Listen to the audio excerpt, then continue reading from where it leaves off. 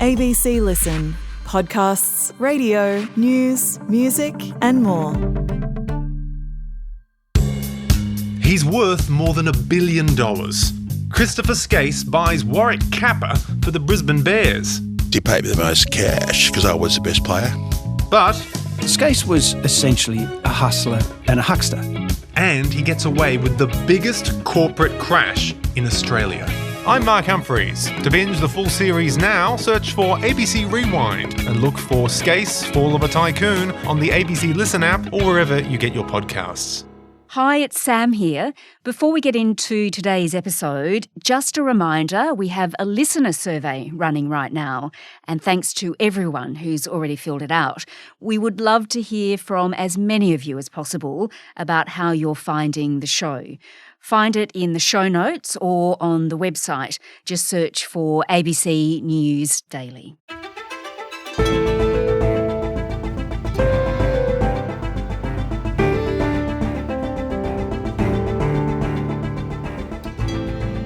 When do you know you've made it?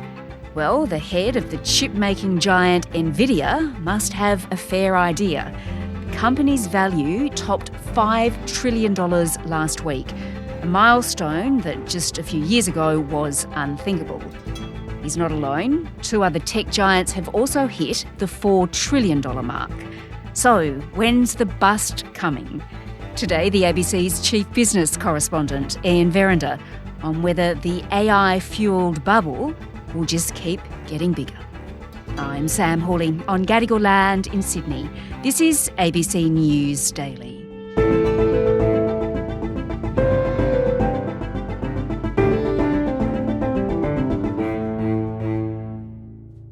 Ian, I want to talk to you about US tech companies and their crazy high stock prices. But first, why don't you remind me about the Magnificent Seven? And no, it's not an Enid Blyton book. No. Even though it sounds like one and it'll be a great read, I'm sure. But anyway, who are the Magnificent Seven? Look, these are the companies that they're the big artificial intelligence companies, the big basically tech companies, really. And they're not the only ones. There's a whole raft of companies, particularly in America, that are involved in technology and in artificial intelligence. But these are the ones that investors have really focused on in the past 18 months to 2 years. And we're talking about Apple, Nvidia, which nobody had heard of really until about 18 months ago, yes. Microsoft, Amazon, Tesla, Alphabet, which has Google and so forth, and Meta, which is Facebook and Instagram and those kind of things. And they're the ones that have been really driving growth in the US stock market for the past couple of years. In fact, for quite a while. In fact, I was reading a story last night from 2018 saying this whole technology thing is horribly overvalued. And here we are 7 years later saying the same thing. Yeah, right. Sure. Anyway, look, they're now valued at well over $20 trillion US dollars collectively. God. And that's more than a third of the S&P 500, which is the top 500 companies in America. Yeah, and Nvidia, its valuation on its own reached $5 trillion US dollars last week. Yep. I mean, incredible. It is. And in fact, it only broke through the $4 trillion barrier a couple of months ago. And last week we had two other companies bust through that $4 trillion valuation just in the past few weeks. We're talking about Apple and Microsoft. Wow, it is incredible. So, I mean, how on earth do they manage to climb to that level, Ian? Well, all of these valuations are really based upon what investors believe the earnings will be down the track. Right. And so investors are pretty confident that we're going to see continued earnings growth at a really incredible pace for years to come from these companies. And, and not just from these companies either. All the big AI companies are out there reporting really quite good results. Here's the thing, though. It is a fundamental difference between now and what happened back in 2000. It was a Friday meltdown, a plunge that wiped hundreds of billions of dollars off the value of companies worldwide. The most spectacular movement was in the Nasdaq index of high-tech stocks. A loss of almost 10% overnight and a 25% plunge over the week has pushed investors into a bear market.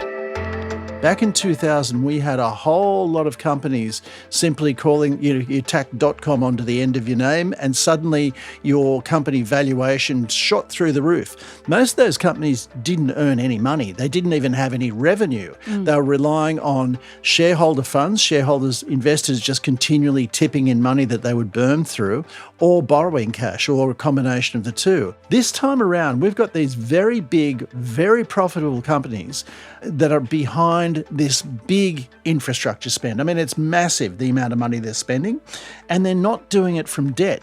They're using cash flow. They're using the money that they're generating from their businesses to fuel this capital expenditure, this massive investment program that's underway at the moment. So investors are more secure in the thought that these AI stocks are going to keep going up, that it's a really good long-term investment. That's what they hope. And look, they might be right. I guess the point I'm trying to make now is that if those expectations don't come to fruition, we're unlikely to see these companies collapse. We're more likely to see their share prices contract quite sharply, but not put them into any kind of danger. But, the money they're spending at the moment, again, it's not just on pie in the sky kind of, obscure things. They're spending a lot of money on infrastructure. Artificial intelligence requires massive amounts of data capacity. And so they're spending money on data centers, which are horribly expensive to build. And they're also spending money on advanced equipment for artificial intelligence. They're actually spending money on hardware, on real goods and software. So there is a real investment boom going on in America at the moment. And in fact, there's about, 5 of those Magnificent Seven. They account for almost 30% of all capital spending in America, in the S&P 500, the Standard & Poor's 500, the top 500 companies. So it's a huge amount of money that they're spending on real services. Yeah, and they really are a driving force behind the US economy, aren't they? Oh, absolutely. That money is flowing through the US economy. It's employing people. It's, involved in building things, and not just the American economy as well. Microsoft, just in the past week, have signed a $15 billion deal for cloud services, that's computing cloud services, with a Sydney-based company called Iron. This money is starting to flow around the world.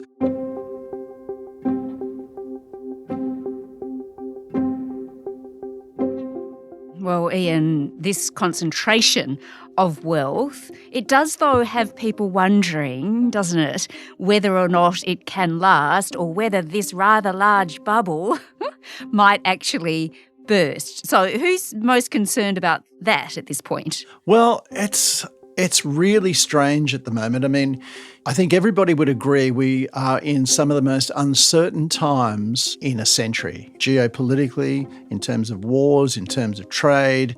But when it comes to financial markets, there's almost no acknowledgement of the risks that have built up in the system at the moment.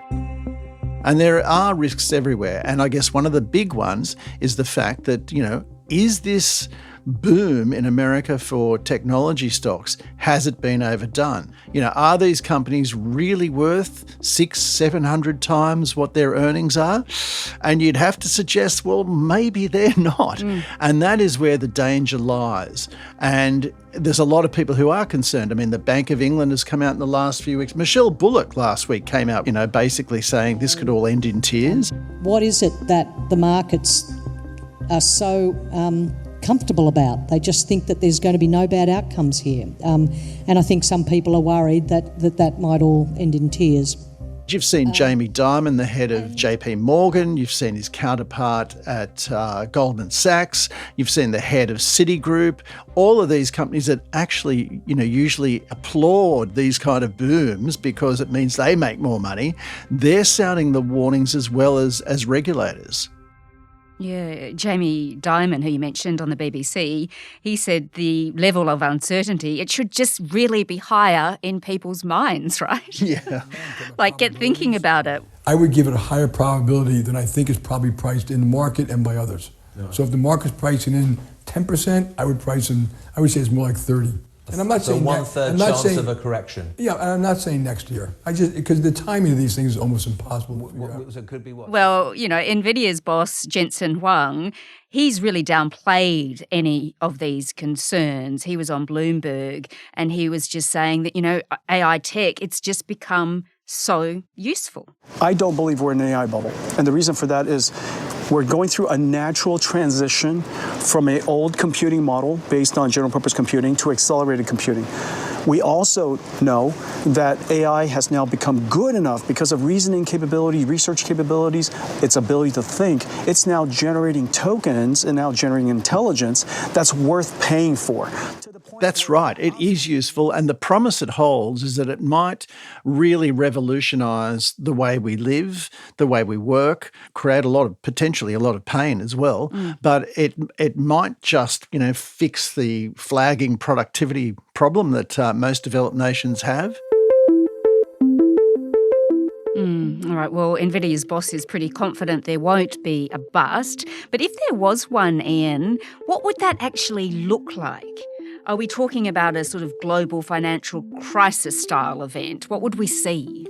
Well, I guess what we would see, there's two impacts really, and a lot of people, and even our regulators and central banks, tend to discriminate or differentiate between the real world economy, and the world of finance, and they're actually really quite interrelated. So I guess in the first instance, we'd see the share prices collapse. As I said before, the companies aren't going to go broke because they haven't been using debt. But we would see their share prices drop quite alarmingly if there was some reckoning.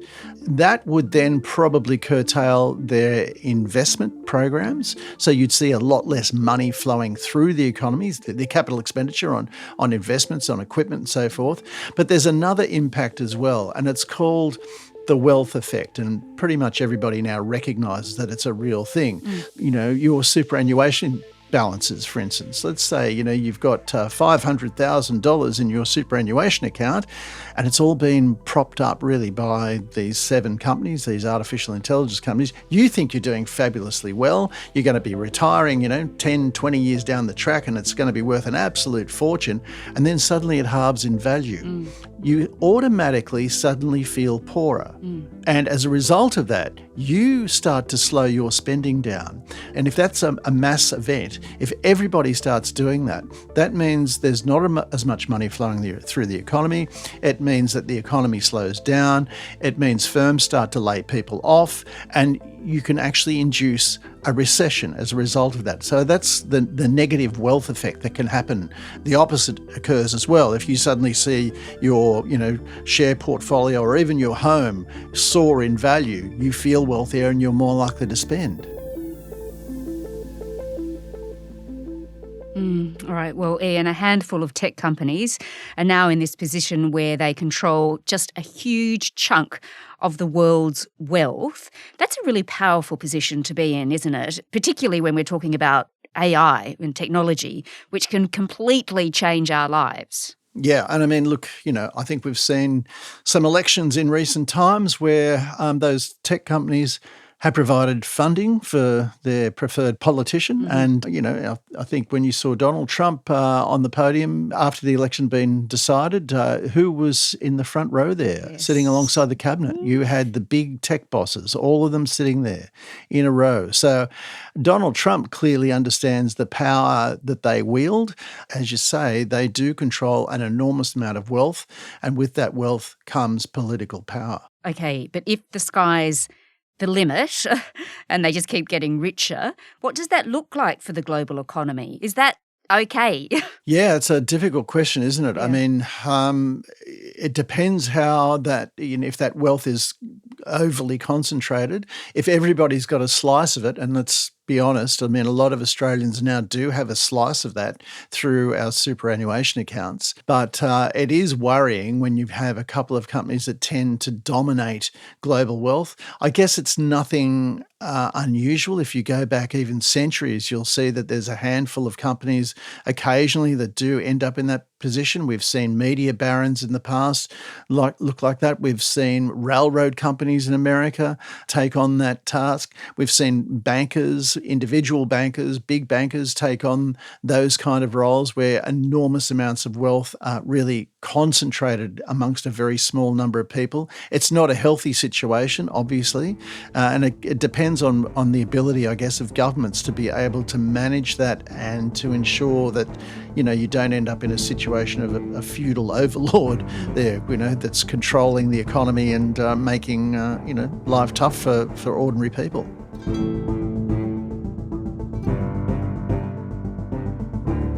Ian Verrender is the ABC's chief business correspondent. This episode was produced by Sydney Peed and Cinnamon Nippard. Audio production by Sam Dunn. Our supervising producer is David Cody. I'm Sam Hawley. Don't forget about our listener survey. It's in the show notes or find it on the website. ABC News Daily will be back again on Monday. Thanks for listening.